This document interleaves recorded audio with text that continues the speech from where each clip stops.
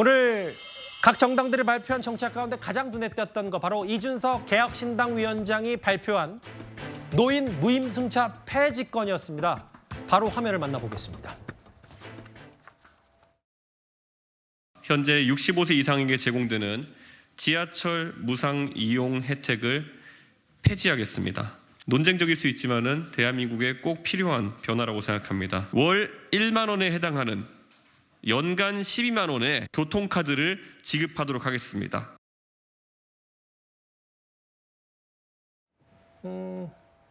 일단 개혁신당의 이준석 위원장이 얘기한 건 65세 이상 노인 지하철 무임승차를 폐지하겠다. 그 대신 월 10,000원의 교통카드를 지급하면서 뭔가 좀 더 효율적으로 돈을 쓰겠다고 했는데 정혁진 변호사님. 네네.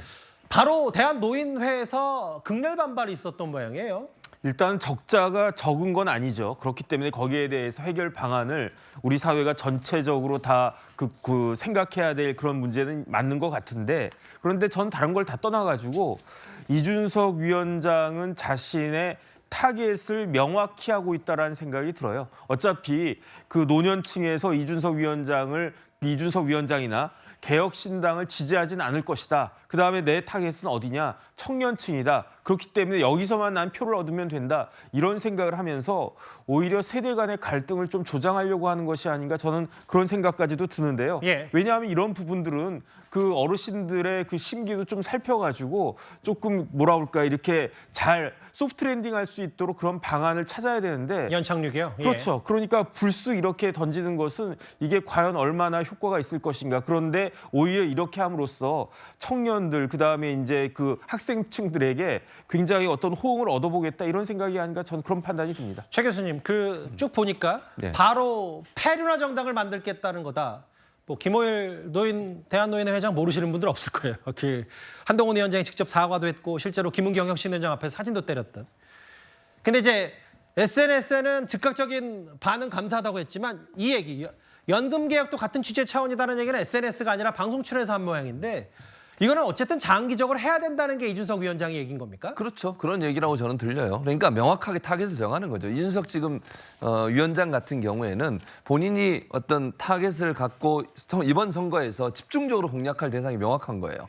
왜냐하면 지금 신당이잖아요, 본인은. 그러니까 좀 넓은 과정에서 많은 사람들을 끌어들여가지고 본인의 지지율을 끌어올리는 것은 한계가 있다고 판단했다고 저는 보거든요. 그러니까 명확한 타겟층을 정하고 그 타겟을 향해서 그 사람들이 원하는 정책으로 끝까지 밀고 나가겠다는 거예요.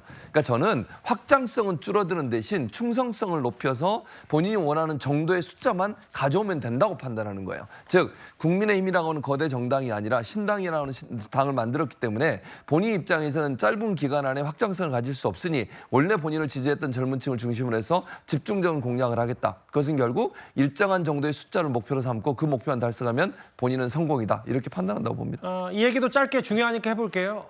오늘 여야가 앞다퉈서 이른바 저출생 대책을 내놨는데, 아까 한동훈 위원장 얘기, 아빠 휴가, 자녀 돌봄 휴가 얘기를 했었고, 특히 이제 민주당도 이재명 대표가 직접 발표한 눈에 띄는데, 자녀 수에 따라서 공공임대주택, 자녀 둘이면 24평 아파트, 뭐 흔히 얘기하는 3명이면 33평 아파트 주거 혜택을 주겠다는 얘기인데, 결국은 이게 현실성, 돈 어디서 그럴 거냐, 뭐 이런저런 얘기로 좀 얘기가 나오지 않겠습니까? 그렇죠. 지금 민주당에서 얘기하고 있는 이 저출생 관련 정책이 연간 28조 정도의 비용이 소요되는 정책들입니다. 직접적으로 돈을 준다는 것은 사실상 굉장히 바로바로 효과를 낼 수 있는 정책이기 때문에 굉장히 매력적인 어떤 내용들이면 맞습니다. 특히 뭐 결혼 출산 지원금으로 어떤 자산 조건이나 소득 조건 상관없이 1억을 대출을 해주고, 자녀 수를 낳는 거에 따라서 셋째 자녀를 낳으면 원리금을 전액 감면해주겠다는 것은 자녀 3명을 낳으면 정부가 1억을 무상 지원해주겠다는 거거든요. 거기다가 뭐 아이가 펀드 계좌를 만들어서 월 10만 원씩 정부가 지원해주고, 이런 것들이 다 금전적인 지원을 바로 해주겠다는 건데, 문제는 결국 예산입니다. 지금 저출산 관련 정책들이 여러 지자체나 여러 기관에서 나누어서 시행하고 있기 때문에 이 재원을 모은다고 하면 가능성이 아예 없다고 볼 수는 없겠지만, 그렇다고 하더라도 연간 28조 원을 어디서 만들어낼 건지에 대한 구체적인 재원 마련 방안이 나와야지만이 포퓰리즘적 공약이 아니라는 비판을 면할 수 있을 거라는 생각이 듭니다. 글쎄요, 정책 얘기 나오는데 중요한 건 재원 마련, 현실성 이런 부분이겠죠. 총선이라고 해서 선심성으로 주는 거 저희 유권자들, 시민들이 잘 지켜봐야 될 것 같습니다. 지금까지 들은 여러분들의 목소리를 만나볼 차례죠. 첫 번째 댓글입니다.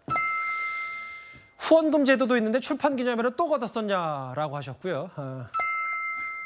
책 일반 서점에 갖다 놔봐 한 권도 안 팔린다.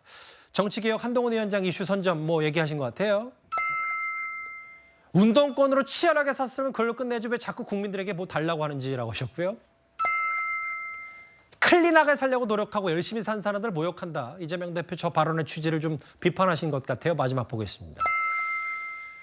개항을 마포. 그러게요. 선거 흥미 있어지네요. 총선 투표를 엄청 놓겠다. 댓글 5개 모두 감사드리겠습니다. 저희가 준비한 온라인 논란거리 마지막 주제입니다.